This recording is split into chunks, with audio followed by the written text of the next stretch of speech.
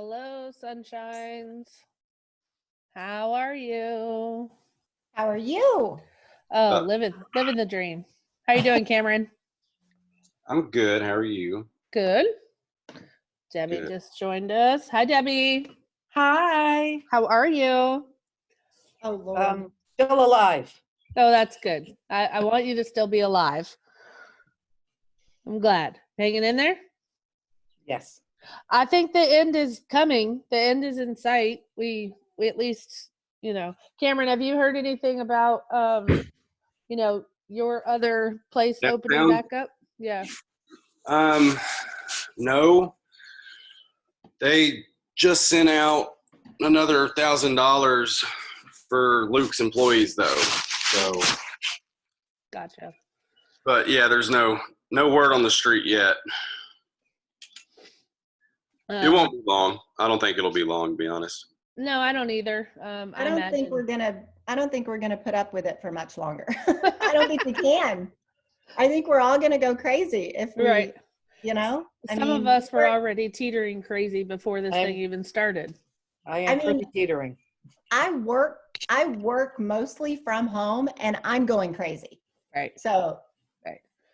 Well, you're still getting your workouts in though, Dina. So that's all. I am. I have decided that if I'm going to be cooped up, I may as well look good doing it. I may as well try to get myself back looking the way I wanted to look 3 years ago. All right. So this class is doing a CMA. So I know Dina's taken this before. Several times, but I always learn something new. Right. I don't know, Debbie, who taught you how to do CMAs or what your experience has been like, but I'm basically going to teach you as if you're brand new. So Dina, if you get bored, just leave the place. But I'm basically going to teach you as though you know nothing about doing CMAs. Okay. Perfect. I'll start with very basic, which is obviously I'll tell you guys and warn you, the CMA is probably the hardest thing that we have to do in our business. In my opinion, even with 20 some years of experience, I find that pricing a property is probably one of the hardest things that I have to do. And I still don't feel 100% confident in every property that I price. So just know, no matter how much experience you have, every market is different, every neighborhood is different, every the features of the houses are all different. We also live in this crazy place of Nashville where one street has brand new construction, 3 houses down is a tear down, 3 houses down from that is 1899 built in Germantown. It'd be easy if they were all softballs and we were all in the suburbs where you have 5 floor plans to choose from, and this floor plan gets this price and this floor plan gets this price. But we don't live in that world. And I will tell you that you are going to struggle in this area. So I just want to right off the bat let you know that this is not something you're going to learn overnight. It's something that's going to take a lot of practice. You are not appraisers, so you don't know exactly. This isn't an appraisal. It's an estimation based on the data that you have to work with about what you think a house is worth. I do want to say the caveat at the end is that a house is worth what a buyer is willing to pay for it, period. So I can tell you that the house should be listed at XYZ, but the reality is that even if all the data says XYZ, the house is worth what a buyer is willing to pay for it, period. Now, you're going to struggle in the area of trying to decide, well, how much money do I give for hardwood floors, tile flooring, stainless steel appliances, fenced in backyard, upgraded Carrara marble, what do I do for, they have vaulted ceilings, they have upgraded light fixtures, upgraded faucets, all that. You guys know what I'm saying? Like all these things, you don't really know how to equate the monetary part with, well, how much value do I give these things? And that's where I'm just going to tell you, and this is the worst answer known to man, I know, but this is where experience comes into play. You just know based on experience kind of where it should be. Mhm. The other part I'm going to tell you is that you need to deal in ranges. So never back yourself into a corner by saying it's worth $425, period. You should be working in $10,000 ranges. So I believe that your house should fall somewhere between $425 and $435 based on condition and how it shows, based on the upgrades that you have, or based on the floor plan that you have being one of the most desirable. I think that you should be somewhere in this $425 to $435 range. So yes, Dina. Are you saying that across the board for all properties? I do. Like even $1 million properties, Absolutely. only a $10,000 Well, range? no, I probably for luxury properties that are over $1 million, I'll tell you that I probably deal in $25,000 ranges. Yeah. It could go as high as 50 if it's a very Right. you know, I've even gone as far as a couple 100,000, just depending on what they're going to do, right? Location Yeah. and all that. Yeah. Exactly. Okay. So, but 10,000, if it's under $1 Yeah. million, you're pretty safe Yeah. with $10,000 range. Okay. The reason I give $10,000 ranges is because here's the thing. If you say, I think your house should be worth $425 and your seller prices it at $425 and that appraisal comes back at $430, you're in trouble if they find out about it. Your seller's going to be upset that they technically left $5,000 on the table, which is not really what we want to do. And if you give them a range and say, I believe you're between $425 and $435, and ask, where do you believe you should fall on that range based on the condition, based on how it compares to the other houses for sale? Let them decide where on that range you think that they should be. And then it's their decision about how they price their property, but you've given them the range to confine them, if that makes sense. It's taking some of the onus off of you. You also should not pinpoint down to a dollar. Like, I think it should be $429.9, and then they get offers for $425. When you deal in ranges, and let's say you told them that you think it should be that $425 to $435, well, when they get an offer for $429, now they're not devastated. They know they're still in that range, right? When you pinpoint to exactly $425 and they get offers for $415, now they feel like they've lost money, which is not the case. You know, they didn't have that money to begin with, but that's how sellers think. So I want you to work in ranges. Don't pinpoint yourself and back yourself into a corner on an exact price. The other part is, you know, you've got to be very frank with these people, like whether it's for a buyer or for a seller. You need to be very honest with them about not being afraid to stand up to what they think it's worth, because a seller always wants to, they're emotionally attached to their house. They want to get as much money as they possibly can. They think it's worth $20,000 more than it really is because their cat is buried in the backyard or something crazy like that. But the reality is that a buyer's not going to pay you extra for most of the things that you think that the seller thinks the house is worth. So I'm trying to tell you guys that if a seller says, well, I'm not selling it for less than $450, and you run the numbers and you're like $410 on a good day, then you need to make sure you're not wasting time, energy, and money marketing a property that won't sell at that price. And I know a lot of agents will take the listing because they want to have a listing. They want to have their name in front of it. It makes them feel good that they got a listing. But if it's not sellable at that price, you're wasting your time, energy, and money. And so you need to be very frank with the sellers and let them know, I understand that can you talk to me a little bit more about why you think it's worth $450? Show them the other comps of the houses that are for sale. Point out the differences. Well, I understand that you want $450, but in my opinion, in my professional opinion, let's look at the 5 comps that have sold in the last 6 months. All 5 of those did not sell for over $425. They all have hardwoods. They all have stainless steel appliances. They all have flat level backyards, blah, blah, blah, blah. You can make a case for things that make, even if you're new and you don't know how much to give, that what value to give, you still can pinpoint features that are more desirable to buyers. You can still pinpoint things that a buyer is going to want more likely than not, and what the house does or doesn't have compared to the others that have sold.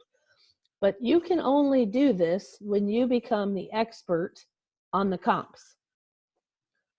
You can only talk intelligently about comparing this house for sale when you have studied the other houses that have sold in the last 6 months.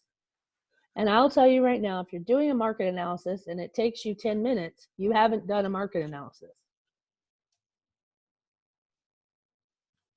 Because you really need to evaluate each one of those comps in relation to your subject property and how it compares. So when I'm pulling a CMA, I am literally making notes on each property. This one has hardwood floors. This one, the seller gave $5,000 in closing costs. Does the seller giving $5,000 in closing costs impact the value? Absolutely. Absolutely, because it shows it's the difference Right. of what the net actually was, right? Yep. But I'm making notes about it had hardwood floors. It has a 6-foot privacy fence. It has a level backyard. It has tile. If I can tell the difference, now, a lot of times in the listing, sometimes you can't tell the difference between true hardwoods versus wood laminate, right? So Right. there's some good laminate products out there that you really can't tell with the eye. And some agents don't put it in the comments. But I will say, wood like floor or hardwood floors or whatever, if I can tell, or if I can read in the comments, I'm making the notes. But I literally am poring over every comp that I find and making notes so that I can talk intelligently with the seller about those comps. Like Mr. and And Mrs. even, Go ahead. I was going to say, and even some of the properties that they would be competing with that are on the market, even visiting. Yes. And Yeah, that was the next step of advice, Yeah. is that if you have a seller who's not really being reasonable and they still think that their property is superior in all ways, shape, or form, you need to actually make an appointment for your seller to go tour the houses that they're competing with. Because sometimes after seeing them in person, they realize, oh, well, my house doesn't show like this. Maybe sometimes it fuels their argument. Sometimes they still think that their house should be priced well above what the market says just because they think they can get it. But you do need to take the step of, let's go look at them, because I want you to see them. I want you to see how they show. I want you to see the location. I want you to see how it compares. And I've done that before very successfully, where I had a seller who was very unreasonable. And after looking at what else was on the market, recognized that, I was right and he was wrong. Right. And was much more willing to listen to my advice. At the end of the day, if your seller is not going to be reasonable on price, and you guys are so far apart, and I'm not talking about $5,000. If you're off by $5,000, you get to decide for yourself, can I still sell this house even though I believe it's $5,000 overpriced? As long as you are educating them about what could happen if the appraisal comes back low, then I don't see any reason not to take that listing. But if you are so far off that you don't believe you're going to get the attraction, the attention, you don't believe you're going to get offers for that price, it's never going to appraise for that, you're not doing a service to your seller by accepting that listing at that price. And you're not doing a service to yourself. You're wasting money on photos and advertising and marketing a property that you're never going to sell at that price. So you need to be comfortable walking away if you're not able to come to terms. I will also tell you, when you're new, I need you to run your CMAs by somebody on the leadership team. I need you to reach out to Taylor, Lance, or I and say, hey, I'm having a little difficulty pricing this property. I just want you to check behind me. Do you mind running a CMA on this for me so we can talk about it? I will tell you, even in teaching this class, in almost 3 years that I've taught it, I will give a property address out as practice for you guys to do CMAs on. And I get prices back that run the gambit. I mean, they are off by $25,000, $50,000 sometimes. And sometimes they're spot on and they're only off by maybe $5,000 from what I think. But that just goes to show that, you guys, this is based on opinion. Right. But I want your opinion to be swayed by data. But here's the problem with the data. You and I are in charge of putting the data in the MLS. There is no oversight of somebody to go. There's no police that go behind and say, you know, you didn't close this out correctly. There was $5,000 in closing costs, or you didn't close this out correctly. This has the wrong square footage, or whatever it is. There is no police that is going to check behind to see confirm the accuracy of the data. So all we have is what we have to rely on.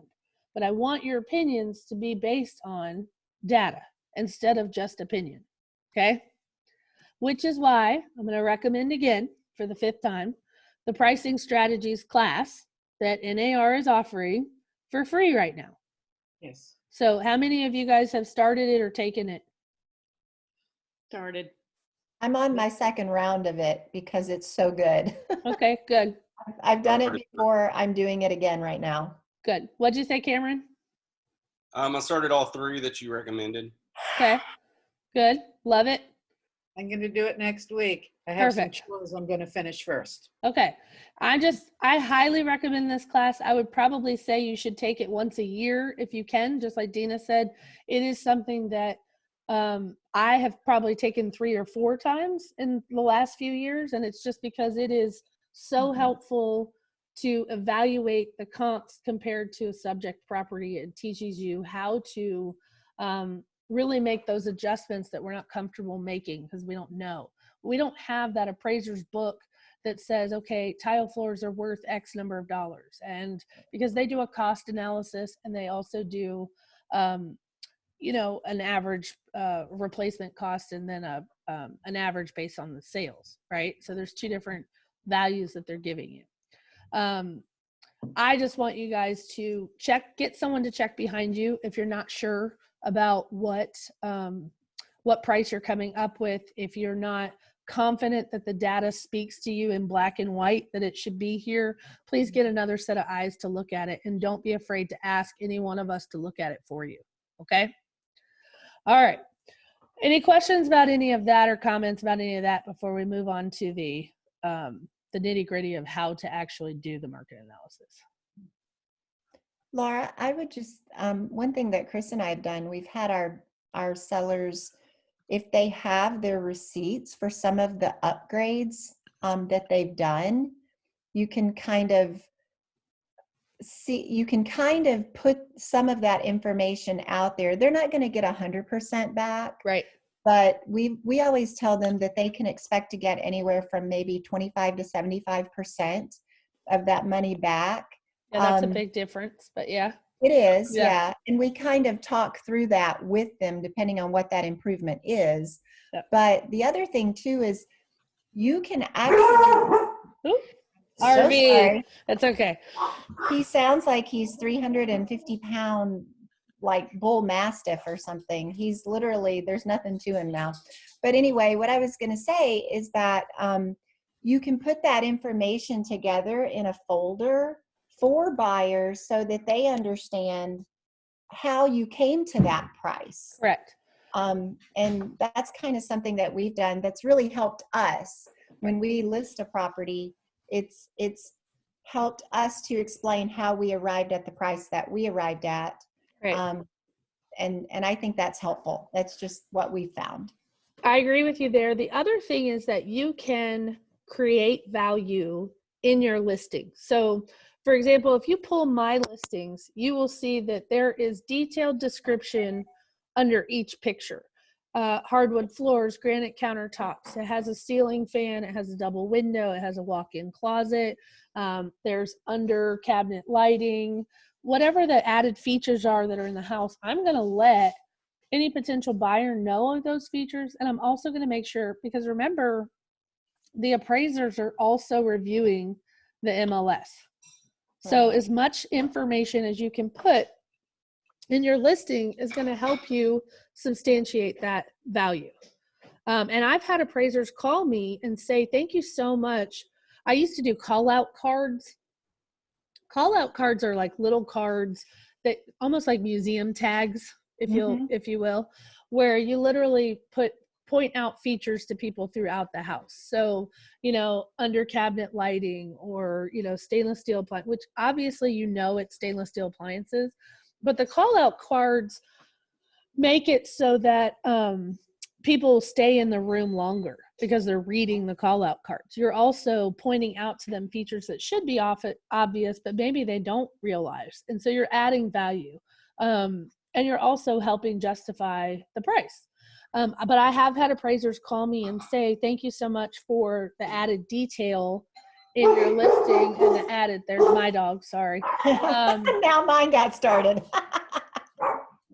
The added detail in the listing, and thank you so much for the call out cards. You made my job a lot easier, you know, when I was running the numbers. So I just wanted to point out to you that, you know, you do have to find a way to create that value and substantiate the value in a way that people understand why you priced it the way they did. The receipts, Dina, are a very good idea. You definitely want, you know, I always ask my sellers for a list of upgrades that they've made to the house. And if they have receipts to accompany it, that helps, because it goes a long way when, instead of just saying, oh, well, the house has $80,000 worth of upgrades, show me where they spent the $80,000. Especially if it's new construction, because upgrades in new construction are inflated. Andrea knows this, but they're inflated. So if I say, oh, they spent $50,000 on upgrades, well, what did that buy me? That bought me hardwood floors. I extended the bonus room. I closed in. We built a backyard fire pit. Whatever that is, have a list of those features, because the average buyer doesn't know what those upgrades are. The average buyer doesn't know where the value is that you're giving. Where's that coming from? So come up with a list of features. Put as much detail in your listings as you possibly can. If you want to do call out cards, they're, like I said, sometimes some sellers feel like it's like living in a museum and they get a little busy sometimes, but I try to put 2 or 3 in each room if there's something to talk about. Mostly just not to miss, like, you know, don't miss the pantry behind this door, or, you know, under cabinet lighting. When you say call out cards, you're putting that in the MLS, or are you putting that under The call out cards are an actual card that I print, that I actually laminate and tape on the wall in the house. Oh. But that is going to be if I have a house that's really upgraded, that has a lot of features that not a lot of the other listings in the house have, or neighborhood have. So they're actual cards that I print, laminate, cut out, and tape up on the walls in the property. Because what it does is it points out features, but it also makes the people stay in the room longer to read all the cards, which is also adding value. So you want them in the room as long as possible, but you also want them to add up all the things that you're pointing out to them that maybe other houses don't have. Now, if you have like a little 1,200 square foot house that doesn't really have a whole lot of upgrades, I would not do call out cards. But if I have a 4,500 square foot house with all kinds of upgrades, I'm definitely going to do that. If that makes sense. That makes sense, because I've seen that in some of competitors that I've sold against. Yeah. And it's not always obvious is the thing. Like, it's not always obvious what the upgrades are, you know? What were you going to say, Dina? Well, I was just going to say, I think it's really important when there are green features, because people are really into the, you know, energy efficiency and things like that. Like maybe there's, you know, heated bathroom floors, or stuff like that you can't readily see. They need to know about those things. And like Laura said, they kind of linger in the room a little bit longer and go, oh, that's really cool. You know? Exactly. Especially if it's a feature of something they don't know a lot about. So let's say you sell a house that has solar panels. Right? Good God, solar panels. I've probably sold 15 houses in my career with solar panels, and I'd rather die than to talk about solar panels. I'm having patio furniture delivered, so I'm sorry about my dogs barking. Forgive me, but you know, at least they won't eat the delivery man. So, what does your shirt say? It says Twisted Laurel. It's a place in Asheville, North Carolina. Oh, okay. Yeah. I like to wear my one that says I washed my hands, but it's in the laundry. So it's dirty. Yeah, it's dirty. Anyway, like solar panels, most buyers don't know how solar panels work, how they, what the maintenance of them is, how much it costs, how much credit you get from the power company. So like those kinds of features, you want to have a feature sheet in the house that explains it, or you want to have something that tells them, hey, Sure. did you know this house is equipped with solar panels? They were purchased in blah, blah, blah. This is how they work. This is what you do to maintain them, etc. Don't assume everybody knows what these things are and how they operate and what they mean to the property. Okay. That's how you add value and substantiate your price. Damn telemarketers. What? Oh, you had a telemarketing call? Yes. Pisses me off. That's all right. Okay, let's talk about the ins and outs. I'm going to go to my share screen for you for just a second. Let's see where I'm going to go.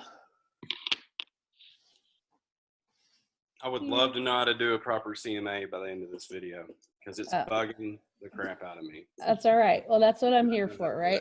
Now, I can't promise you that you're going to know everything, but you're going to know enough to be dangerous, Cameron. Just a starting point. That's all I need.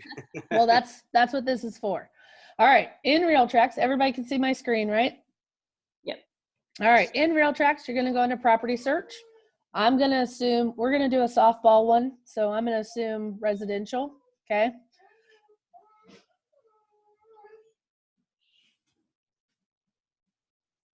All right. Now, when I do a search, when I do a CMA, now, granted, your highest amount of your weight that you're going to give is to the properties that have sold in the last 6 months. But you are going to look at actives and under contracts. So when I do my status, I want to choose active, under contracts, and closed. And I'm going to go over here to where it says 6 months on the close date. What about the under contract showing and not showing? Do you put a time on that? I do not. Okay. I don't, because I'm not using those as the bulk of the weight of my decision or opinion. I'm using those as guidance or things to look out for, properties I want to watch, because an appraiser can't use it if it hasn't closed, right? So I'm not using the bulk of that. I just want to know what's our competition and which properties are getting ready to close soon, right? So I do both showing and not showing. I do closed, and the only one I put the date in for is 6 months. Now, if it's rural, farmland, just an area where people go to die and they don't ever sell their houses, like, Maplewood in Franklin, nobody ever sells a house in Maplewood. You just go there and stay there. I sometimes have to go out a year. But the more rural it is, the more time you're going to have to use, because there's not going to be a lot of data in 6 months. Okay. All right. So active, under contract, closed. That's my first criteria. Cameron, we also want to start with the concentric circle theory. So when you have a subject property in the middle, you want to start with the circle that's closest to your subject property. So a lot of times you want to start with same subdivision. Okay. If it's a condo or a townhouse, it has to be in the same subdivision. An appraiser will not use condos or townhouses outside of the subdivision if there are comps to look at. They're not going to go outside of that neighborhood. So your most closest circle is going to be in the subdivision. So I'm going to look at Cannonwood because that's my neighborhood. Okay. And I'm just going to start in the neighborhood first, okay, just to see overall what's happened in the neighborhood. This is my process. You guys are going to come up with your own. I just want to teach you my way, and then you can adjust it however you see fit. But I like to take an overall look of the neighborhood first, just to see, without looking at square footage parameters, without looking at age, without looking at bedrooms and baths. I just want to see what's happened in the subdivision. Does that make sense? Yep. Mm-hmm. All right, so I'm going to hit search. I noticed under type, you've got 7 selected. Oh, so Is that a default for you? It is, but you can take them all off and just do site built if you know that it's just a regular.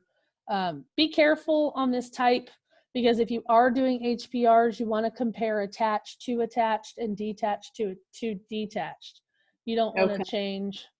If you're looking at a detached property, you don't want to compare that with attached property because they're Okay. different. Okay. Mine's just always on default, and typically in the subdivision you're always going to have similar types, but sometimes you'll have some mixed in certain areas. So again, this only works when you're in a neighborhood, like in a suburban neighborhood. Are you going to have the same subdivision typically? Remember, like in the urban core of like downtown Nashville, the neighborhood's going to change. There's no start and stop of a specific neighborhood. So like if I were to look up Renraw in East Nashville, like that neighborhood has no starting and stopping defined property line. It's not like a subdivision that you go in and you come out of. It's just an area that they've identified as this specific area is this. It's like Green Hills. Do you know where Green Hills starts and stops? So if you put Green Hills in as the subdivision, that's going to skew your data, is what I'm saying. So the way I'm teaching you, I'm giving you the softball first, which is let's look at a suburban neighborhood where you know where the neighborhood starts and stops. Does that make sense? Mm-hmm. Okay. So there's only 2 that come up on my list. Both of these are going to be closed in the last 6 months. You got 324 Dandridge Drive and 400 Nancy Court. I'm going to switch this for a second for my example. I'm going to go to McKay's Mill instead, because only 2 doesn't give me an example to show you what I want to show you. All right. So when I look in the neighborhood, I'm looking first to see how many active properties there are. There are 2 that are active. There are 3 that are under contract showing, 2 that are under contract not showing, and the rest of the 28 are all closed in the last 6 months. Everybody see that? Mm-hmm. It's going to show you the list date, the list price, what the sales price was. Now, I'm looking at the actives or the neighborhood overall as a view, because I'm checking to see just in the last year kind of what the turnover has been like. I'm also looking to see the variety in the square footage. So if I see that all the houses that have sold are all 2,000 square feet or 1,500 square feet, I know that there's only like 2 models that are available, or 3 models. But I see that there's a variety in McKay's Mill. There's a variety of square footage, which means there's a difference in types of properties. So there's probably multiple phases, smaller houses, bigger houses, and then even maybe luxury houses if I've got some 4,000 square feet houses. But I'm just taking an overall view of the neighborhood, looking to see how many are currently on the market. So if we put this house on the market, what's our competition going to look like? I'm looking to see the ones that are under contract, how many days they were on the market. And then I'm going to go through and then I'm going to refine my criteria, right? So when I refine my criteria, I'm going to tell you the criteria that I use: plus or minus 300 square feet, plus or minus 5 years on the age,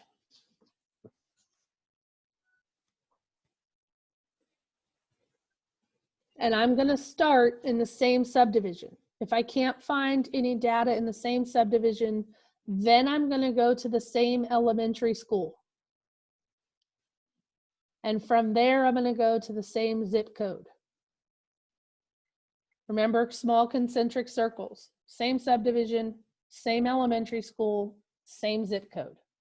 We use elementary schools because the zones are typically smaller. Like high schools have a much larger school zone than elementary schools. Does that make sense? Mm-hmm. Yes. Do you, Laura, Yes. knowing that school systems are very important, especially in Williamson County, Mm-hmm. have you ever gone from elementary then to middle school? Yeah, I have, because if I can't, again, that's how the circle is going to get bigger and bigger. But typically, I mean, it just depends on if I'm in an area where schools matter. So let's say there's a couple neighborhoods in Brentwood where the property line, one goes to Scales Elementary and one goes to another elementary. That's a big deal, right? And that impacts the price. So if I'm in a neighborhood like that where I know the school district affects the price that way, then yes, I'm going to go from elementary to middle school. But a lot of agents don't know that kind of information if they haven't lived there, or they just don't know. So that's why I teach elementary to then zip code, because a lot of them don't know that.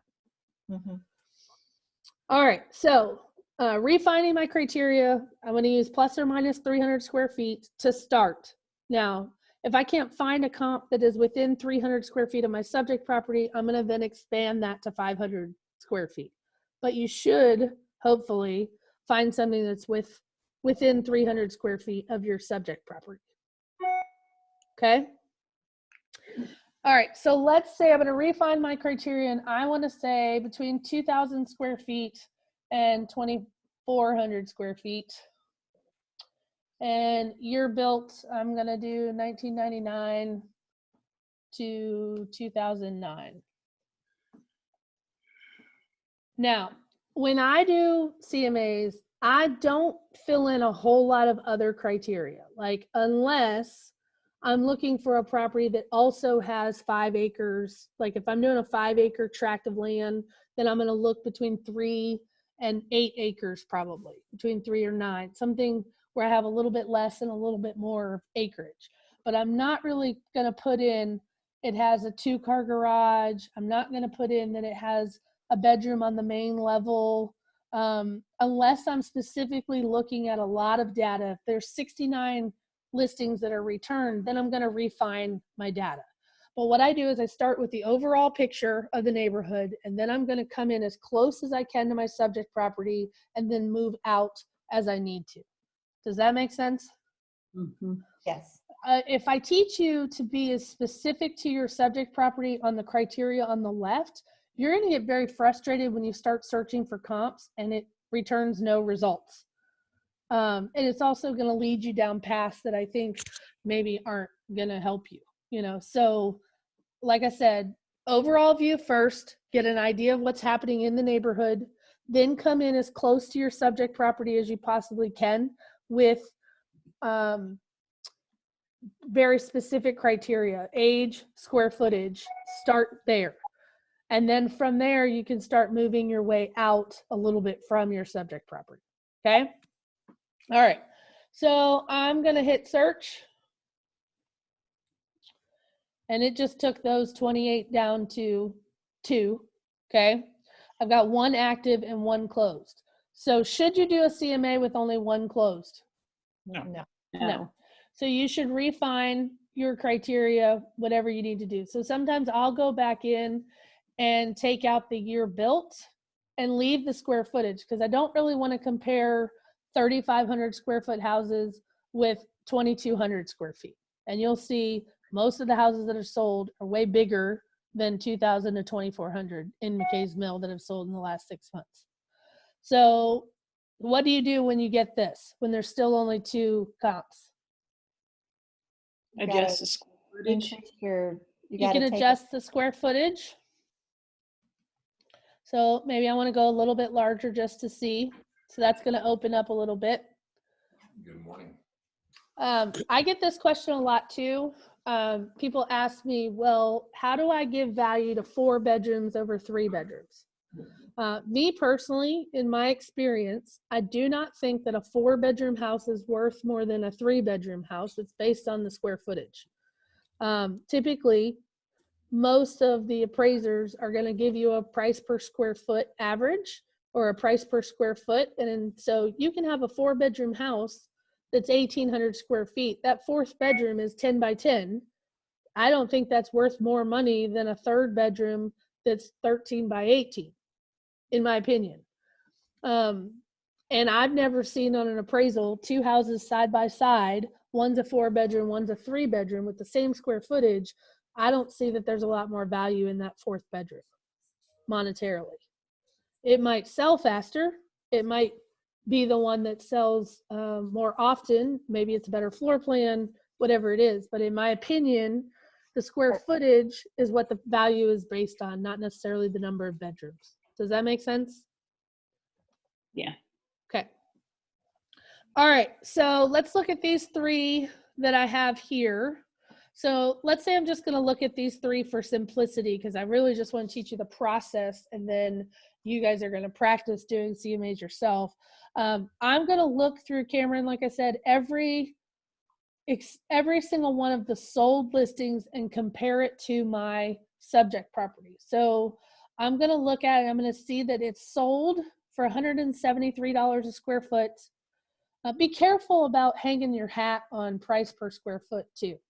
I'm a big data freak and a nerd when it comes to analyzing the numbers, but I will tell you, when you get to the urban core, like, you know, price per square foot doesn't mean shit when a buyer wants it. So it could be $250 a square foot, you know, and 5 minutes away, it's only $212 a square foot. It's just based on upgrades and how much the buyer wants that house. So don't hang your hat so much on price per square foot. So that's especially important, Laura, I think, when you're looking in like 12 South Yes. and Sylvan Park and places like that, yes, East Nashville, Germantown, there you'll run comps and they're like $458 a square foot versus, you know, 186. right. They're all over the place. Yeah. And you're like 3 streets away from one another. Right. So, I mean, the hard part is that, you know, you want to do your best to analyze the data and come up with an average price per square foot, but it's not always going to be black and white. And it's not going to compare that house sold for $220 a square foot, but 3 houses down only sold for, you know, $205. You know, you're just going to have to understand that there's going to be some give and take, and it's going to be based on what the buyer's willing to pay for it, honestly, you know.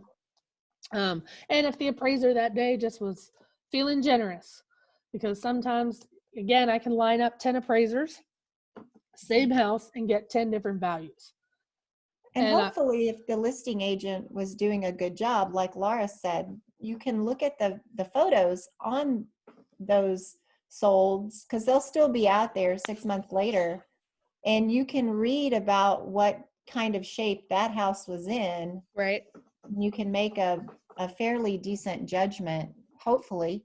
Right, about how it compares. But Yeah. sometimes, like I said, and I don't want to get into the whole whether or not the appraisals are necessary or not discussion, but if I can line up 10 appraisers and get 10 different values, then to me, I think that there's a question about, you know, really, it's very subjective and opinion based. And when they get a copy of the contract and miraculously your appraisal comes back for 425, 679, and that's exactly what your sales price is, and you know that's a number pulled out of a whatever, I don't know. So whatever.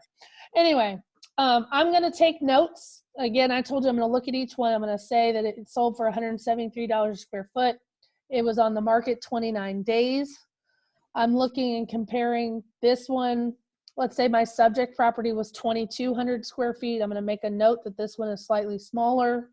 I'm going to notice in the remarks that they were selling this as is, and anything else that I need to know, like, you know, newer flooring downstairs, the HVAC was newer, anything that the listing agent has given me as notes, I'm going to make notes for myself so that I can talk intelligently with the seller about why it was priced the way that it was. I'm also going to scroll down here to the bottom of the listing.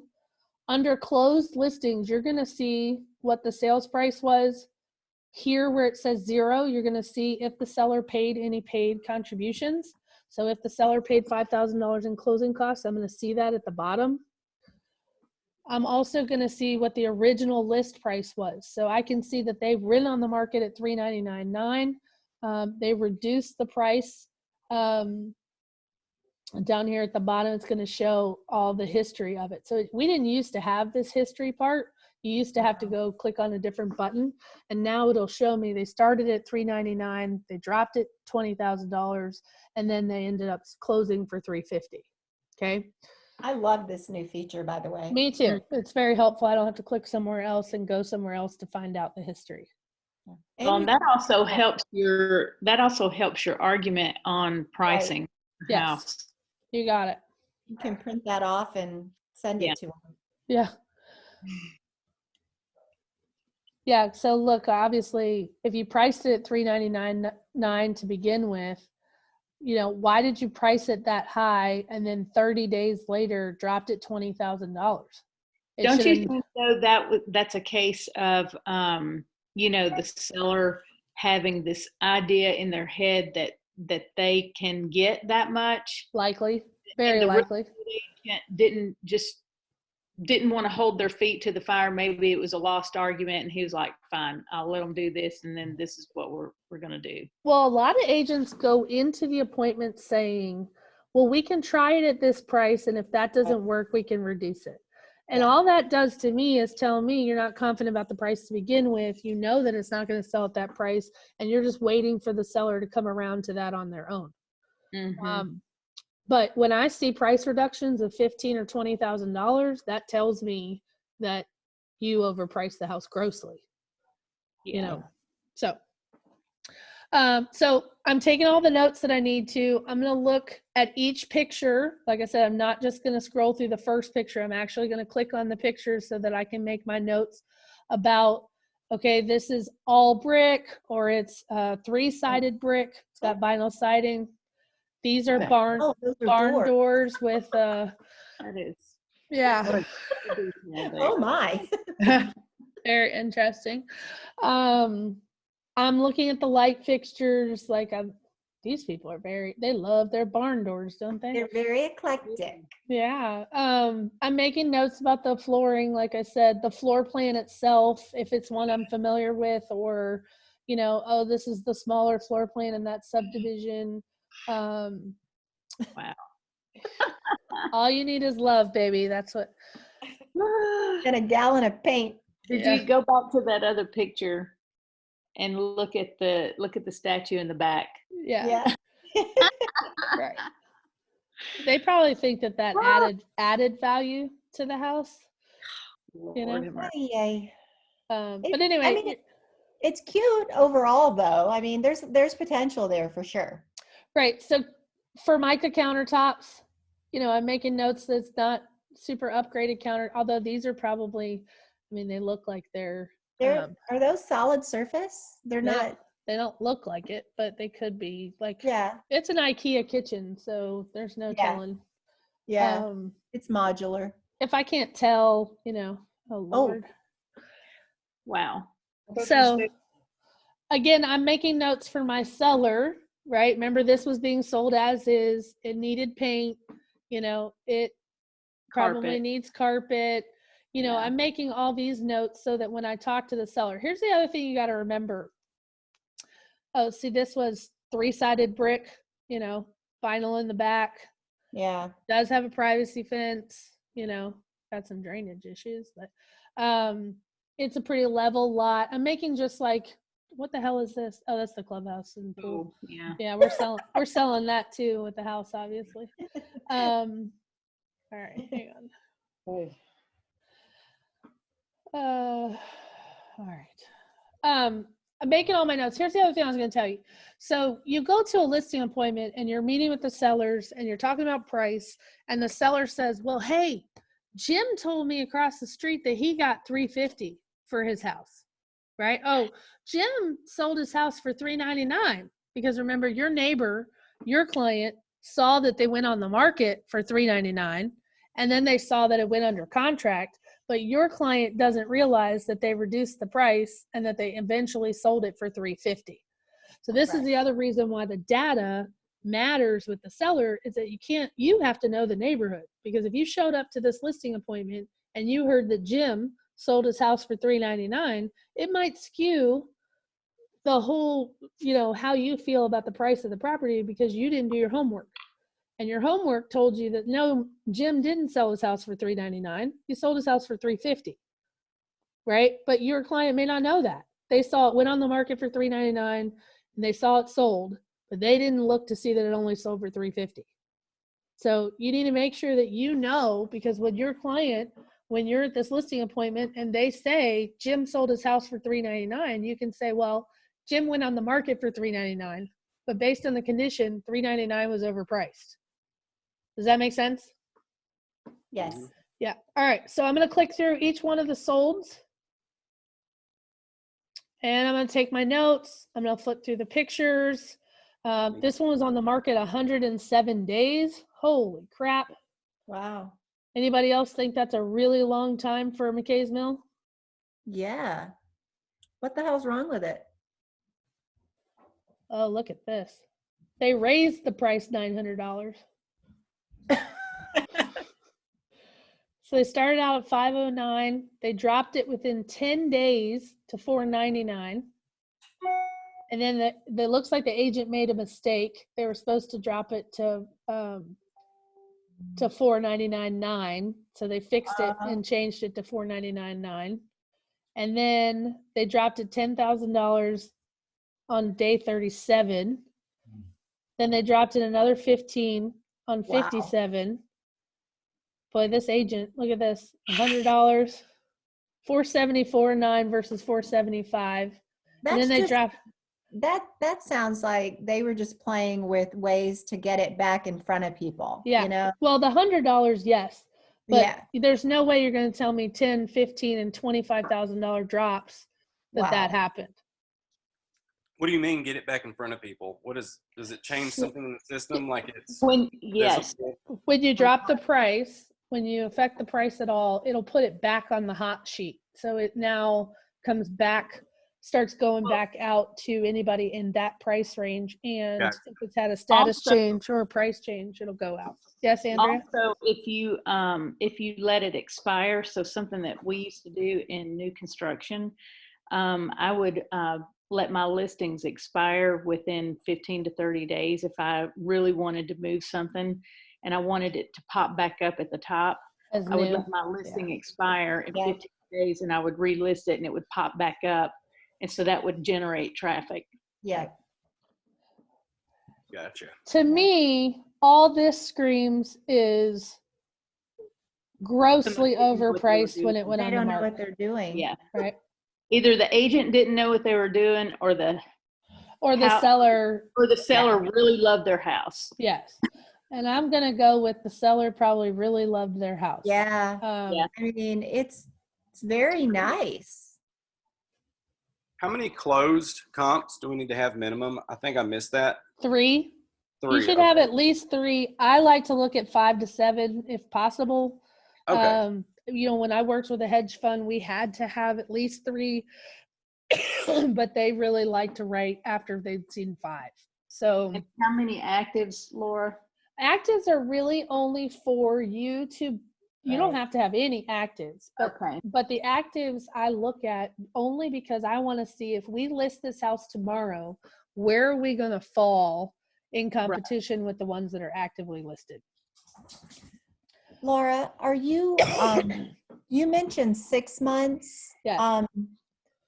Do you ever start with 3 or do you always go to 6? No, sometimes I start with 3 if it's a rapidly changing market or if we change from a seller's market to a buyer's market quickly, COVID happened, whatever it is. Yeah. I might go with 3 months versus 6. But I will tell you, because we've been in such an inventory shortage for so long, that I would tell you you're probably better off to look at 6 months data, or you're not going to have much to compare it to. Yeah, I'm finding that, that, sometimes I'll go 4, but 6 months.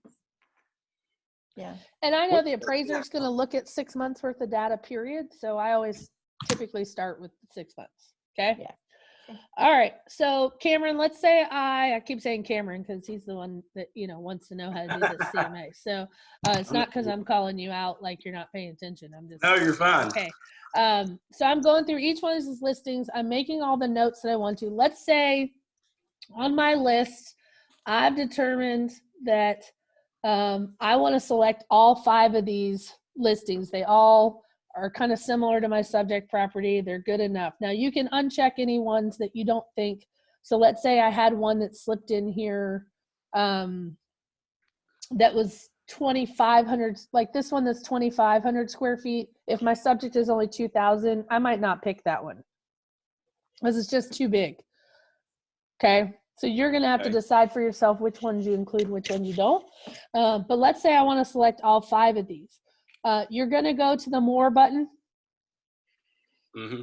You following where I am? Yeah. I was All right. actually going to ask you something after this about that button and selecting a subject property. Yes. So it marks it as subject compared to the others. It will if you use the cloud CMA versus just the regular CMA. Yeah, I took that. I've been taking those RealTrack courses, and she did that. So Okay. that's what I was wondering about that. Yeah. Okay.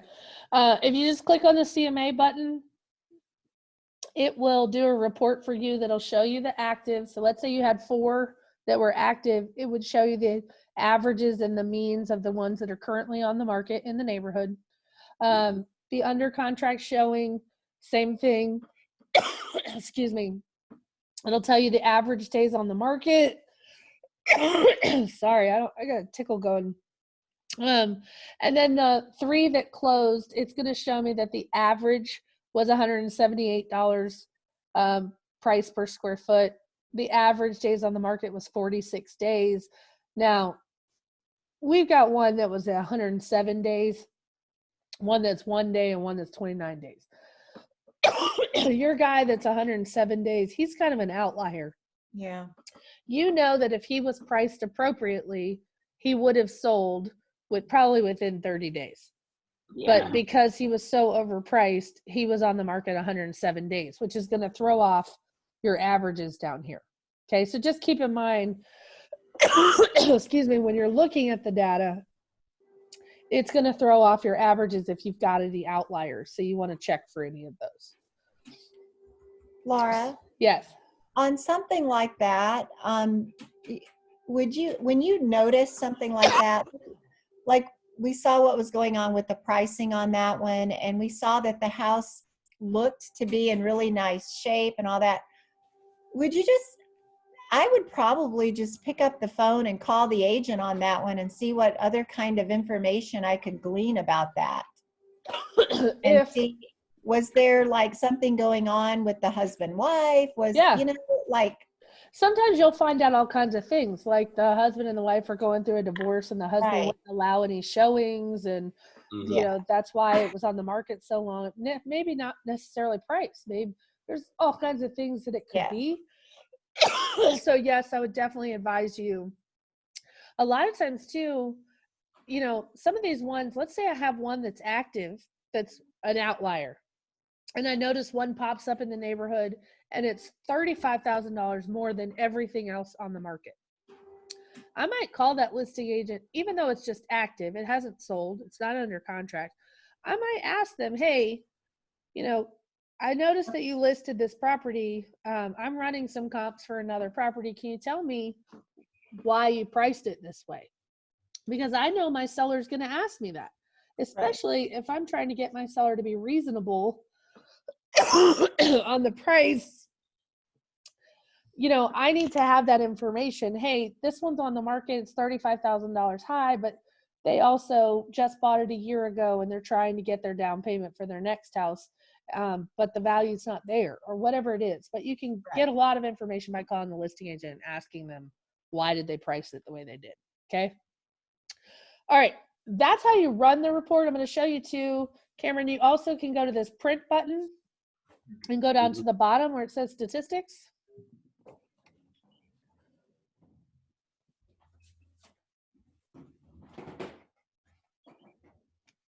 It's also going to run a report for you that shows you the average, the median, and the max. It's also going to show you, if you look here in the second column, the sales price to list price ratio. It shows you that the seller's got 96% of list price. So this data right here is really important. If you're working with a buyer, let's say, you know, we all have these buyers that want a great deal. that want to save $50,000, right? I think Dina's working with a couple right now that's like this, but they,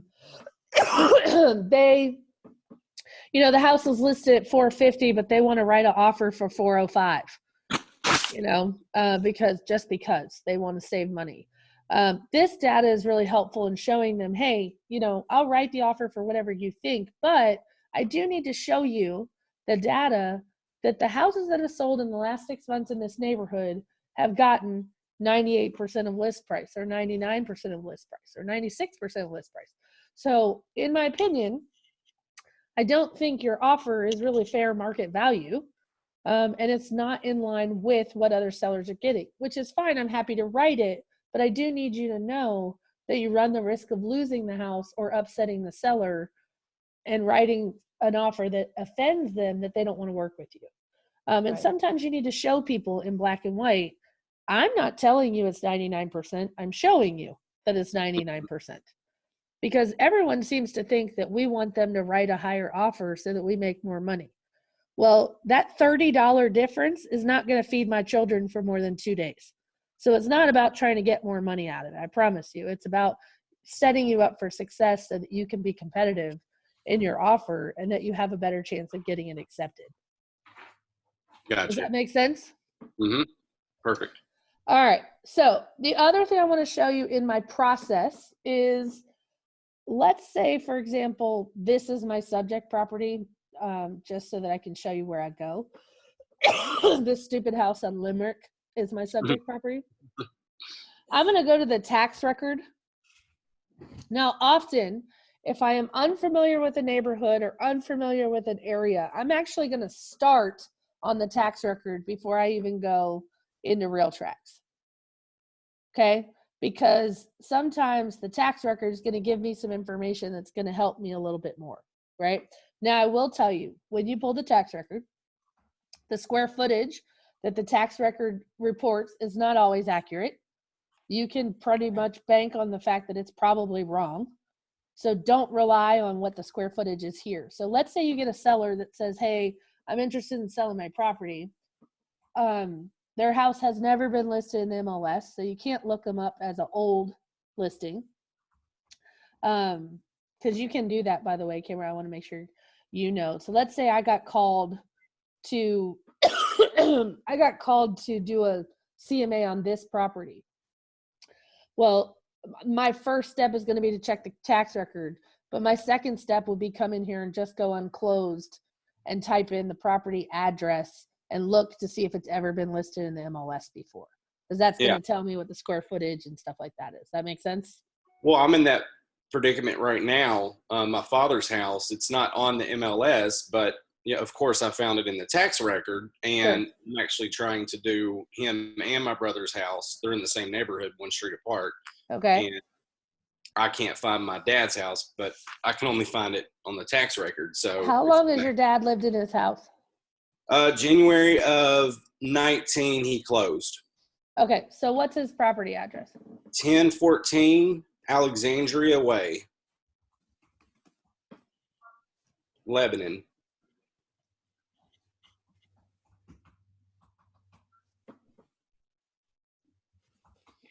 I know this is weird. Hang on. Your county, Laura. I never have the county. Oh, you don't? defaulted. Okay. No, on purpose. Good old Wilson County. Yeah. And it's a newer neighborhood. Well, it's a very new neighborhood too. So was the house, it was never listed in the MLS is what you're saying? no, I think he bought it from the buyer agent, the builder agent. Yeah, right. So some builders don't put their listings in the MLS. So What neighborhood was that in, Cameron? Colonial Village. It's off Woodside Drive in Lebanon. It's on the west side of town. You might search the actual neighborhood too. right, Colonial That's Village. it. That's probably that's it. the tax record. Yeah, James Collins is his name. Should be on there somewhere. Yeah, hang on. Stop it. I think you checked the spelling on Colonial Village. That looks right. Is that right? I thought it was, oh yeah, there it goes. Yeah, that's Yep. so obviously, and a lot of those new construction too, you got to remember if they did list it, it wouldn't be listed by 1014 Alexandria Way. Sometimes it's listed by lot 172, and you don't know that lot 172 is 1014. So we can come back to see if we can find it later. But so like it has its square footage as 2786. What I'm going to do from the tax record is, remember, I'm going to pretend like I don't know this neighborhood at all. I don't know anything about this property. I'm going to start at the tax record and I'm going to gather what the tax record has the subdivision as. I'm going to look at the county.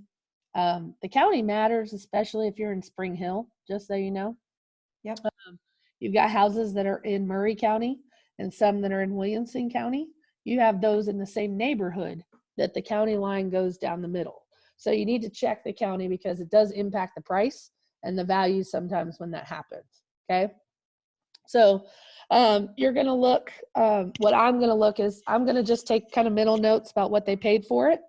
The mental notes are really for me, only so that I have an idea. Because if I walk in and tell this guy, if I do my analysis and I see that the house is only worth 310 and I see that he paid 308 for it, it may not make sense for him to sell it because he's going to lose some money by the time he pays fees. So I'm just kind of making a mental note about what they paid. I'm going to come down to the bottom. I'm just going to see under the property characteristics if they added any information like that it had a finished basement. Sometimes you'll see that here. It'll tell me that if there's any other outbuildings that were approved, permitted and approved with the city. And then I'm going to come down, I'm going to look at the acreage of the property so I can see how big of a lot it is.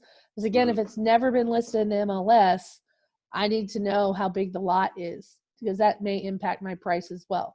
So if something is half an acre or 3/4 of an acre, whereas some other things in the neighborhood are only 1/4 of an acre, that means that my subject property is going to be worth more, right? So I'm going to look at the lot dimensions. I'm also going to scroll down and check the flood zone. So when I price the property, that's one of the first things I'm looking at because I want to make sure is flood insurance required because that's going to impact the value of my property as well. Because it may not be worth as much if they have to get flood insurance, right? All right, I'm also going to go up here to the top and I'm going to click on the comparables tab in the tax record. I am going to warn you that this is only for me. I don't use this, like I don't put a lot of weight on this when I'm coming up with a price, but I use this as a starting point to kind of give me some parameters about where I think where it kind of is. I will tell you though, you need to check the defaults on the comparables. The first thing I'm always going to do is go down here where it says within distance, and I'm always going to change it either to same subdivision or within 1/4 of a mile. Be careful with same subdivision. I'm also going to change this to 6 months. Be careful with same subdivision because the tax record is going to look, neighborhoods have phases a lot of times. So phase 1, phase 2, phase 3, section 6. If you do same subdivision, it's only going to be looked for those exact same criteria, phase 1, section 6, whatever that is. So that's why I said sometimes I go to 1/4 of a mile or even 1/2 a mile instead of same subdivision if it's the type of neighborhood where there are multiple phases or sections. Okay. When we do that on this property, there's nothing's coming up, right? That's weird because his floor plan, I know in the neighborhood there's probably 10 or 15 of the same floor plan. Right. But you have to go back, Cameron, and look at it. Is it a builder that has those homes for sale? Because a lot of builders will sit on the inventory and not list them. Correct. Interesting. Okay. So, and part of that is it's kind of like back pocket. I'm not going to put everything I have available out there. When people come to the neighborhood, you say, to them, you go, oh, I've got this one listed. Maybe they don't like the lot that it's on, but oh, I have this one over here. It's not on the MLS. And they won't put it on the MLS until it goes under contract sometimes. So that's part of that reason. I think you have Lebanon spelled. I do. Thank you. Okay. It's Lebanon, not Lebanon. Lebanon. Whatever. Lebanon is the country. Come on. Lebanon. Lebanon is the town. Right, Cameron? That's right. All right. How do you say it? Lebanon. Lebanon.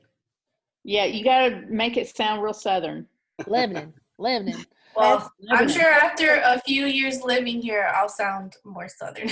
You're already on. Funny. You're already on your way. Trust me. I say Lebanon. I call it Lebanon because I'm from here, and every time Chris says it, he's like Lebanon. I'm like, no, it's Lebanon. Country. I say Lebanon. Just like everyone here says y'all. I haven't gotten that yet, but Oh, you will, honey. You will. y'all. 100%. Be like, hey, you guys. And they're like, no, it's y'all. I'm like, Yeah. y'all. All right. So I just went back and I did active, under contract, closed, 6 months. I Mhm. specifically put Lebanon. I put 37087. You Mhm. probably learned in your Real Tracks class that. So here's the thing. If I typed in Colonial Village, so it's just like, let's say there's 5 other neighborhoods that have Colonial in the name, right? You're not sure what the neighborhood is. You could do a % sign to try to just pull up those and then later sort through.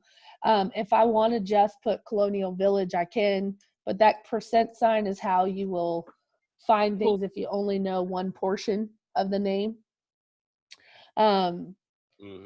So I don't think these condos are what you want. So you just wouldn't check on those. You wouldn't click on them. But do you see here? This is the interesting thing. And You there's see here where it says phase 8, phase 6, phase 9, phase 2. Yep. This is where the agent has taken exactly what the subdivision from the tax record and has put on here, right? So if I've seen where some people, if you were only searching for other houses in the same phase, if everybody didn't do that, you would miss some data. Yeah. This is what I mean by there's no police. Like in Virginia, we're not allowed to enter our own listings. Only admin people who are specially trained by the MLS can input the listings. The agents cannot do it. And that's to protect the data to make sure things are done uniformly across the board the same way. Because right now, if I only wanted to search for phase 8, not every agent is using the phase numbers. So that means I'm going to miss some data. So just be careful when you see things like this. Do you know, or do we want to use the square footage that is in the, let's use the square footage that's in the tax record, 2786, just because he just bought it a year ago, right? Yeah, I think that's pretty close, actually. Something like that. 28, 27. I'm Did just he going to buy- go ahead, Did Andrew. he buy from Clayton? Well, yeah, it was Clayton and then Goodall. Good, right? Because They both had a hand in it. they're both owned by the same company. But Okay. That I makes found it in RPR. Yeah. I thought it was interesting that HomeSnap didn't pull the address, but RPR did, and it had. So whoever the selling agent was, it's like Laura said, they just didn't have it in the MLS, I'm sure. Yeah. So here's where your trouble lies. Like, this is why this is the hardest thing we damn do. Your dad's subject property is 2,700 square feet, according to the tax record, right? Mm-hmm. Every other house that has sold in 6 months in this neighborhood, with the exception of this guy down at the bottom, 1019, look how small they are. Yeah. So he's either in a section where there just hasn't been a whole lot of other sales, or he's in a section where they're the bigger phase, like I was saying in McKay's Mill, you've got the ones that are over 4,000 square feet. Like he's either in a section where the houses are much bigger and there just hasn't been a whole lot of other sales, or like we're talking about, Andrea and I are talking about, a lot of these builders don't put their data in the MLS when it's new construction. They don't list the listings. So you may not see it until they become resales. And if this was just built in 18 or 19, you're not going to see a whole lot of resales yet. Yeah. Cameron, is he selling? Yes, soon. And it's the right there under private remarks. That's the same floor plan. It's The the Davidson. Davidson. So, so what I would do if I were you and I were in your shoes, because I had agents do this with me, I would call, whoever the on-site agent is over there in that neighborhood, and I would ask her what those floor plans are and what other floor plans does she have that are close to that price range. Yep. And maybe even go over there and physically take a look at the neighborhood, see how much they have under construction. Because I'll tell you, it's really hard to compete a resale with new construction. Yeah. Yeah. Hasn't All been day built long. out yet. All day long, the agent's going to say, why do you want to buy someone else's stuff when with all this COVID-19 stuff going on, when you can buy brand new construction, no one's lived in it. So you got to keep that in mind. Yeah. Yeah. That's great advice. Actually, I would also say that again, you want to find out what especially if they're not putting their listings in the MLS, they may have 10 or 11 properties that are, this same floor plan being built at the same time. And you're going to want to know what that base price of that model is. You're going to want all that information, period, if you're going to think of selling this house, because you're going to want to know how you're going to compete with the brand new construction. Okay. Well, if they're making those, the neighborhood's finished, so that's good. And I keep seeing Angela Dover. She has why when I look at these neighborhoods, I guess that's the builder agent, and she has all the listings in that neighborhood. Yeah, she works for Goodall Homes. She's the site agent for Goodall. Okay. Yeah. And so just Brandon is an on-site agent, he's going to have a certain number of listings in his neighborhood. That's a friend of his. Yeah. Yeah. Okay. So 2 things I want to mention to you. One, you're going to start, just not for your example, but just as an example in general. I always start with the tax record, gather the information I need from the tax record. Then I'm going to go to RealTrax and I'm going to run my reports, is how I operate. Okay. In the tax record though, let me go back. Even though yours didn't show us a whole bunch, I'm going to go back to the default settings that were there. If I go back here, I think they usually go a mile and it was 12 months or something. I usually use these figures at the top to kind of just guide me. If I agree with the default, whatever the criteria was at the bottom, same subdivision within a half a mile, whatever it returns, I'm usually just using these numbers as a guide. So that's why I'm starting. If I don't know the neighborhood, I have no idea what the prices are like in the neighborhood, I'm going to start in the tax record and then move my way to RealTrax. Does that make sense in terms of process? Yes. Okay. All right. Andrea did mention Realtor RPR. So if you have not gone here yet, I want to make sure that you know what it is. Yeah, I saw that when I did the NAR stuff. Okay. Because it is free. It's included in your membership. We will use it a lot when, a lot of times, again, I just want to put this out here. The report that you get, let's say I, run this stupid report here and I click on CMA. If you go to a listing appointment with an actual client, this is not very professional. It's not it doesn't make you look really good. It's just a stupid printout with a chart on it from RealTrax. Okay. So I don't if I'm going on a listing appointment, you're not going to get a printed chart from me from RealTrax as your only CMA report. I'm either going to come up here in Cloud CMA and make it look pretty and edit all the pages in it and include which pages I want in the report, or I'm going to go to Realtor RPR and produce a report that looks much better. Okay, so just know that you have this as a resource in case any of y'all didn't know, the rest of you that are on the call besides Cameron, that you have access to this. It's free with your dues, and it tells you a whole lot of information. I've taught classes on RPR before. I'm happy to do another one if anybody is interested. Yes, please. Okay, who said that?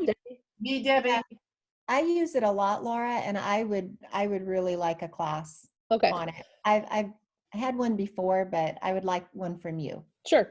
I mean, my big thing is I'll teach you the ins and outs of how I use it and what reports I think, which reports you can use for what, prospecting with, or even how you can help your clients write offers and things that you need to know. I'll tell you, one time I was showing a townhouse and I pulled up Realtor RPR while I was at the property, and found out that the property was not owner occupied and it had a tenant in it. And Oh, that helped me in terms of knowing how to structure the offer that we were writing. It may not matter to some people, but it mattered to us that it was not owner occupied. Okay. Well, the other thing that's really nice with RPR is if you're working with an out-of-town buyer and they have a home to sell there, Yep. you can kind of pull their, you can pull their property from the MLS there, Right. and kind of gauge whether or not that house is going to sell quickly once they get it on the market, based off of the score. Yep. The RVM that it gives you. Yeah. I've done that too, especially if they're from out of town as a listing agent. They've got a house in Illinois to sell. RPR allows you to kind of access the MLS from anywhere in the country, where we don't have access for that, without having to rely on Zillow or whatever. Okay. So I don't know why my RPR is not logging in. So whatever, but go there at some point, and I would definitely recommend that you use something more professional than just the RealTracs report. Okay. Laura, you, when you're doing if you're going to use RPR as part of your CMA presentation, for a seller, do you do the seller report? Is that the report that you use? Or? So you got to be careful with Realtor RPR because the reports can be as much as 87 pages long or 90-some pages. So you want to go through and edit which pages you want to include and look at and see which ones you need. There's a shorter version. Like, I think I have my templates set that I only want the same 5 or 6 pages each time. And I don't do the whole 90-page report because I think that's too much and it's information overload, and nobody's going to flip through a 90-page report, right? Okay. So I go through and I pull out, I set my templates up so that it pulls out those pages so those don't come up every time. Okay. Can you, would you mind sharing the ones that you? Yeah, I'll go through and I'll send you an email with the ones that I have on there. Okay, that's great. Thanks. Because I've been including everything, and you're right. It is information overload. It's way too much. Yeah, and you can only send that through email because you're not going to print 90 pages of a report either. Well, that's how I send it. But even still, it's a lot. I think you just need to go. I'm happy to share with you what I do. I do want you guys should go through it and edit your information, edit the stuff that you want to be included, put your bio in there, your one sheet, whatever it is, just so that stuff is ready to go anytime you want it to go.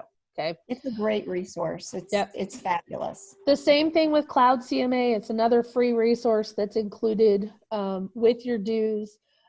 You can basically put your client's name, enter the subject property, and then it'll either use the listings that are in RealTracs that you selected, or you can actually click the automatic find listings and Cloud CMA will let you filter through.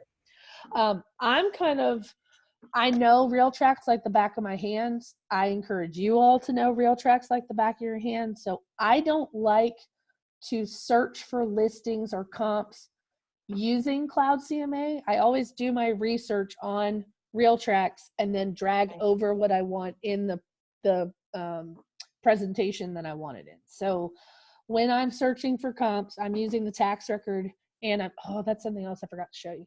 I'm using the tax record, and I'm using RealTrax to gather the information, and then I will go take that information and put it in Cloud CMA or Realtor RPR to make a pretty report. But I'm doing my research in RealTrax. Does that make sense to everybody?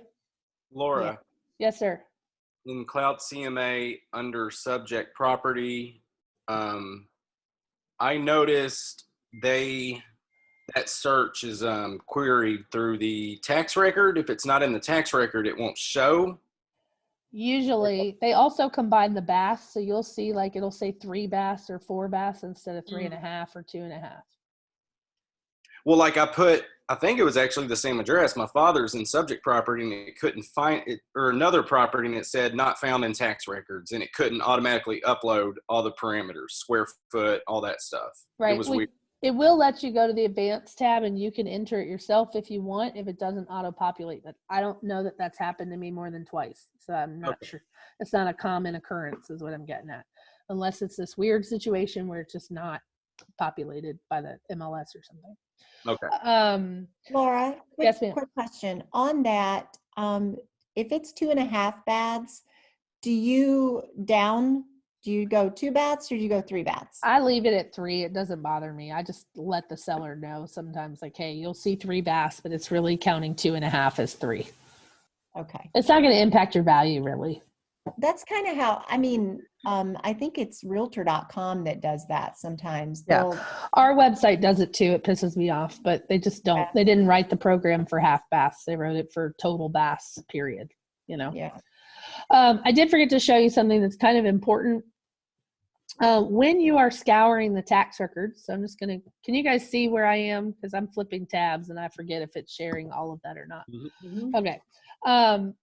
When I go to the tax record, I know you guys learned this in your RealTrax class, but this is just for those of you who maybe haven't taken it in a while. When you click on the comparables tab and you scroll down to the properties at the bottom, if it has a house next to it, that means that it was listed in the MLS. So you see this guy here, 1015 Alexandria Way, that shows as off market. So that's how you're going to find for sale by owners that were not listed in MLS, which is also why I start with the tax record. Because if I only looked at RealTrax, I wouldn't see off-market properties. So if you get a neighborhood like Maplewood in Franklin that anybody could throw a for sale sign out and sell their house, you're going to get a lot of for sale by owners that if you only looked in RealTrax, you would not have the data that you need because you would have missed out on 4 or 5 sales that sold for sale by owner. Does that make sense? Yes. Yeah. Okay, so I want you to make sure you start with the tax record and please look for any off-market properties that RealTrax might not show you. So when you click on that, does it give you additional information? It does. It'll show you, that it's sold in guess- 2019 for $269. But do Okay. you see this is Clayton Properties? So that was just them not listing the house in RealTrax. Are they not required, No. Laura, so it's kind of like a for sale by owner? It is. It's treated that way. You're supposed to, but there's so many that they can't, I don't think that they have the ability to monitor everything.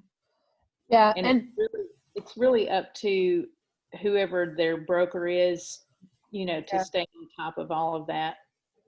Yeah, it's too bad because we miss out on a lot of, well, some of them don't want it in RealTrax on purpose because they don't want to show that they sold. Because a lot of them, they're very protective of the base price and they're very protective of the price because they're protective of everybody's price, right? Because everybody paid the same price. Too many upgrades or Yes, something. typically you'll see they don't want it in the MLS because they don't want to show that they actually knocked 15,000 off of this price to get rid of this inventory. So they try to keep it off the market, Anyway, I just wanted to show you how you can identify an off-market sale is by looking at the comparables. If it doesn't have the little house next to it, then that's typically a hand-to-hand sale or something that was not in RealTrax. It's also color-coded. There's a legend at the top that'll show you active, under contract, whatever the status in the MLS was, okay? Everybody with me? Mhm. Yes, thank you for that. I You're see. welcome. I always pick up a Learn. little nugget. Little nugget here and there, you know. All right, so the last thing to talk about really is you've looked at real track or the tax record. You've kind of gotten a kind of gauge of what your range should be. You went to real tracks. You've kind of looked at the data. Now the hard part is for you to determine where your house falls on this range. And that's the part that I can't teach you today. Like it's honestly, you're going to have, if 5 of the houses in 2,000 to 2,400 square feet all sold for X number of dollars per square foot, or they all sold, in a range, they were somewhere between this and this, you're going to have to say, where does mine fit in compared to these? And this is why I'm still telling you need to take the pricing strategies class to know how to price them. I'm just teaching you how to run the reports, where to get the data from, and then how to be analytical on the data that you find. Is you have your subject property and you have your comparables. Each comparable that you have, you're going to measure against your subject property. Is it inferior or is it superior? Which is why Realtor RPR is a great tool to use, because it has a sliding scale that you can, after looking at all the pictures and reading the comments, you can take the scale and say, this is inferior to my subject. This one is superior to my subject. And it will adjust the figure at the bottom based on where you slid that scale. Now, it's dangerous, in my opinion. I would prefer you guys to look at the data yourself in real tracks and say, where does my house fit compared to this, and give suggestions about range price, because that scale in RPR, it's very easy to say inferior, but it will adjust at $5,000. Well, is it $5,000 inferior? It's hard to tell, is what I'm telling you. It's very easy for you guys to take that scale and go inferior, inferior, and inferior, and then you're inflating your price of your subject property. And I just want you to be careful. Overpricing this house is the worst thing that you could possibly do. It's going to cost your seller time. It's going to cost them money. And it's going to make you look ineffective. You only get paid when it sells. So to take an overpriced listing, you're not getting paid, and it makes you look bad. So I just want you to know the tool is there that you can compare inferior to superior, but you're going to evaluate your comps to your subject property and say, if this one sold for $425 and my house is just like it, but my house is superior, how much more do I think I could get for my house based on it's bigger, it has a flat lot, it has a bigger lot, it's also newer. And that's the part where I'm struggling to teach you. I can't give you a monetary value. I just tell you that most times in my experience, we work in kind of $2,000 to $5,000 ranges for various improvements. If a kitchen has been completely remodeled top to bottom, how much is that remodeled kitchen worth? Anybody have a suggestion? Whatever a buyer wants to pay for it. Yes, ma'am. Thank you for listening to me. So unfortunately, it costs that seller probably $20,000 to $30,000 to completely renovate a kitchen top to bottom. But if they only replace the countertops and they replace the flooring and maybe they put in a new sink, the appraiser might only give them $10,000 for that improvement. Same thing with a master bath. A master bath top to bottom, let's say it's just countertops, tile, replacing the shower. Let's say it's $15,000. An appraiser might only give them $5,000 for that. But a buyer might pay $10,000 extra because the bathroom has been completely remodeled. I'm just here to tell you, if you came to this class today to get how much to give for those things, I can't give you that, unfortunately. And that's because it differs from neighborhood, it differs from location, it differs based on a renovated house in 12 South is very different than a renovated house in Sullivan Farms in Franklin. They're not going to be the same price per square foot. It's not even going to be the same amount. So in order to learn the the strategy of how you make the comparisons. I want you to take the pricing strategy class. I want you to at least be familiar with how to run the reports, where to get the data from, and how to work in ranges. Okay. And then I want you to find out how you're going to present the information in a pretty professional way. Okay. Questions about anything that we covered so far? Laura, can you talk about when a seller thinks that they need to get a pre-listing appraisal? Can you talk about that? I can. The only time I've ever recommended a seller get an appraisal is when they have a very unique property that is either way over improved or it's like one of a kind, very eclectic, unusual type of property that I really have no basis to how to price, like no idea how to price it. I will tell you, with that being said, anytime a seller has ever gotten an appraisal prior to listing, when you order an appraisal as an independent person, that appraiser, in my experience, always asks, well, how much are you thinking that it's worth? Or are you trying to do this for a refi? Or are you trying to do this for a purchase? They also, they're not being underwritten by an underwriter, right? So they tend to be a lot more liberal in their appraisals versus if they were being ordered by the bank. And so what I find is that a seller who gets an appraisal before we put it on the market, and then they decide they want to use whatever that appraised value is to put it on the market, that's not what a buyer is willing to pay for it. And a lot of times they're inflated. It's just like when you do a refi.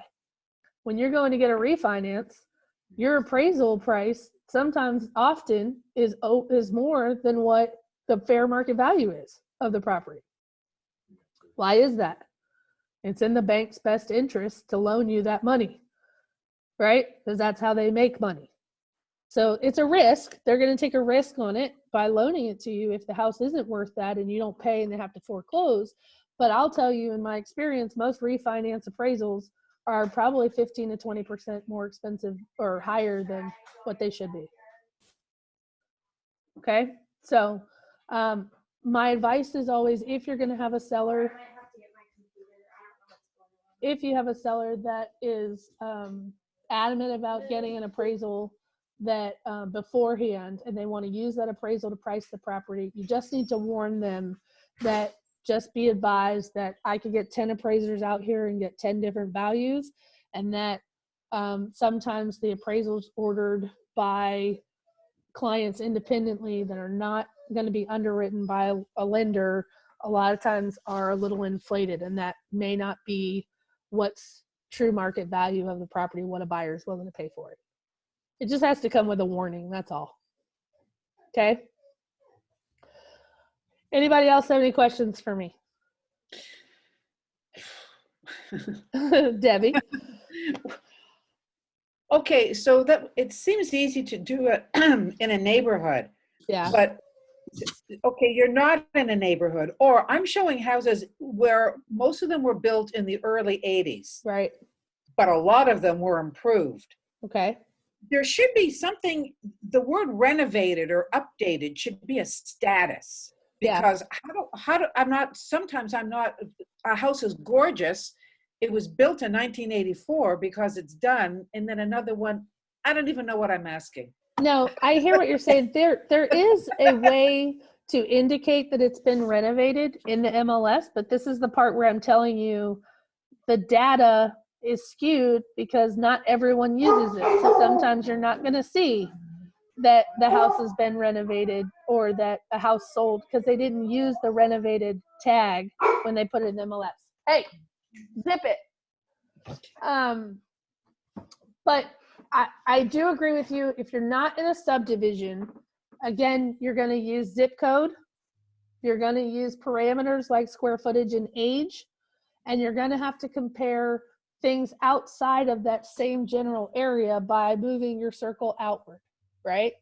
So, and sometimes this is why I said if it takes you 10 minutes to do a CMA, you really truly didn't do a CMA. Because for you, if you're showing houses that were built in the 80s and some have been renovated and some are not, you're going to have to scour through each one of those listings to try to find something to justify or substantiate the value. Right. And it's hard. I mean, I'm not going to lie. It's, you know, it's really hard when you only get one comp to come up. Do you base your whole value on that one comp? That's scary and risky. So I just want to teach you the multiple places you can go to look, because you're going to have to look in more than one place. Do not only rely on RealTracs. Somebody was going to say something. Laura. Yes. So should you use the drawing feature, say when you get into a neighborhood, or like, say I'm in East Nashville, a house in Laughlin Springs is Right. not going to cost the same as a house Right. somewhere else in East Nashville. Yeah. And I agree with you. You can draw to keep the parameters if you want to stay. But again, I'm going to warn you, if you draw parameters, let's say I drew in this section here, where all the red squares are, if there was one right on the border here of 40, I would probably miss it because I didn't draw out far enough. So I do What think I'm saying is when you know what the borders are, but you know that the RealTracs isn't going to know what the border is. right. So Then yes, you should draw it. okay, because I Yeah. mean, even elementary schools can be bigger than what certain neighborhoods are known in Nashville. And that's what that feature is for, especially if you're even just running a search for a buyer and they say, I want to be on the north side of 65 or south of blah, blah, blah. You can't use the regular parameters in RealTracs to figure that out. You have to draw it on the map. Okay. If that makes sense. And I think too, Laura, just be transparent with the people that we're working with for sellers in terms of, look, if I just run comps for the neighborhood, this is what I get. But when I expand that out and I look at the zip code, or I look at, what houses are selling for over in this area, this is what I'm finding. And that way, the more that we can have that conversation with them to let them know how we work and what we're looking at, they're going to feel way more confident in the numbers that you come up with together, versus if you're not giving them all of the information that you're finding. Well, you bring up want to overload them, but yeah. Well, you bring up a very good point. I often run two searches, one inside the subdivision and one that's in the same zip code, not in the same subdivision. And the reason is because, remember, when you're showing properties to buyers, they don't only look at that neighborhood. Right. What is the competition in the same zip code, in the same school district, right? Because if you are going on the market, I also want to show my sellers what else can someone buy in this price range outside of our subdivision, because I want to be competitive with what else is out there, not just hyper focused on the subdivision. The subdivision matters in terms of how you price it and making sure it appraises.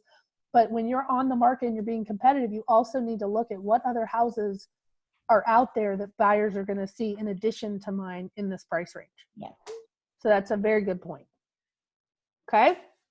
So Cameron, you've got some homework to do in the new construction subdivision to go find out what models she's got and, what they're selling for, any incentives, whatever. That's going to help you be able to price your dad's property a little better. Okay. Yes. All right. Anybody else have any questions or need anything from me? Where do I go for the class? Which class, baby? That The NAR. the pricing strategies class. Yeah. So you're gonna go to realtor.org. We have the direct link also on that post you put on Facebook, Laura. Yeah. Oh, is there? There is. Yeah. And then when you go there under education, Right Tools right now is Right Tools right now here. Mm-hmm. Okay. The Center for Realtor Development, and when you click on that, it'll show you the classes that you can get. Select courses are free, Oh, cool. and then it'll let you take. Like I said, those 3 classes by themselves, if you had paid for those, probably would have been every bit of $700 or $800 for the 3 of them. So which 3? These ones that say free, the NAR ePro, ePro. and then the pricing strategies class. Okay. And those also go towards our CE credits, right? Correct. Okay. Yeah, Yep. for good. And then the How long are investors most of classes. those are third. classes? Anybody know? A couple hours, half the day? Well, the pricing strategies one I think is pretty It's- long. It's an all-day course in the classroom. I'm 6 not. hours. The Yeah. pricing strategies is 6 hours. So it's not something you're going to sit and do in one day, but again, No. you can break it down. I mean, Yeah. it's going to time you, It's you know. it's so worth it, guys. I Okay, mean, cool. it really is. And I would honestly say when all this is over, if you have an opportunity to take it with Monica Neubauer, she's one of my favorites. She's really good. Like Laura said, I'm going through my second round and I've only been doing this for 3 years. So I think it's worth it. I really do. Class. Cool. Laura, thank you so much for showing us this. I feel like I can do some more stuff now for sure. Thank you. Okay. Well, I'm sorry I can't give you the $5,000, $3,000, $10,000. It's just that is so hard to do. I'm telling you, because it varies from appraiser to neighborhood to area. But I will tell you, if you guys will work in ranges, then you can ask your seller, where do you feel like you are on this range? And then help guide them to where they are in the range. If you give them the range, you know they're going to go to the highest part on the range, right? So you need to make sure that you also can back up. I know you feel like you're at 425, which is the height of my range, but based on the lack of upgrades compared to the 5 other houses that sold to 425, I fear that it will not appraise for that price.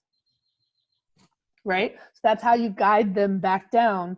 I know you think you're at the height, but I need to make sure you understand based on blah, blah, blah.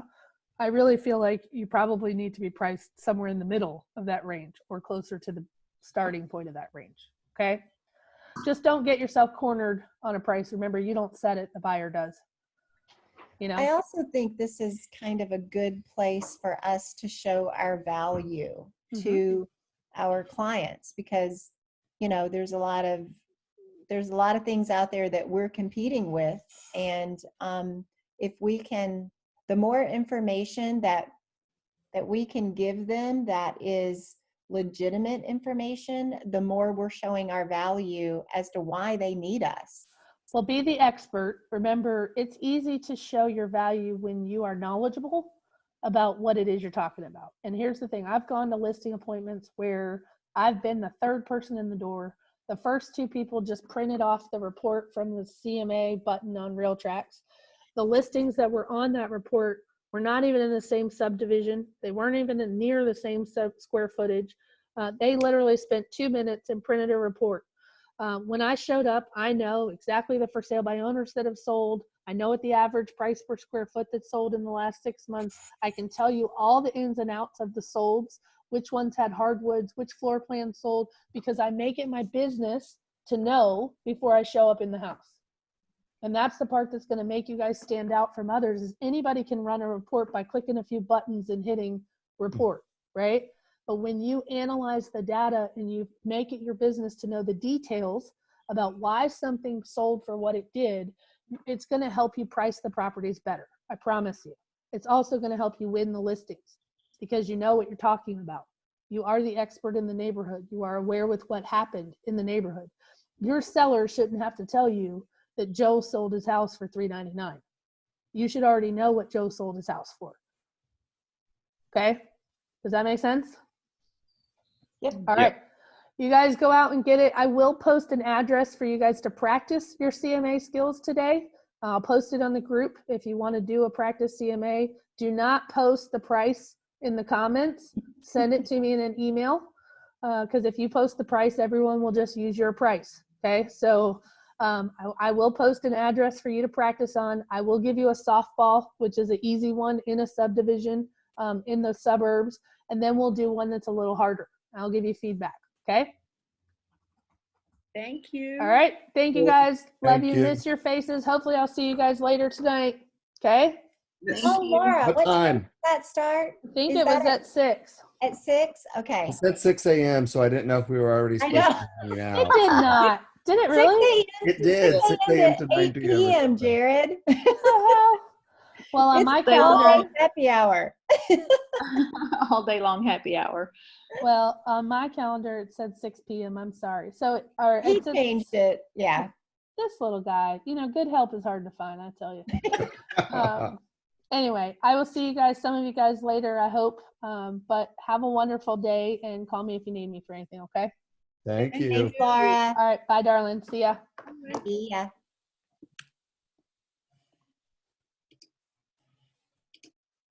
How did I get off of here? How did I get off of here? End Oh, there it is. meeting, bottom right.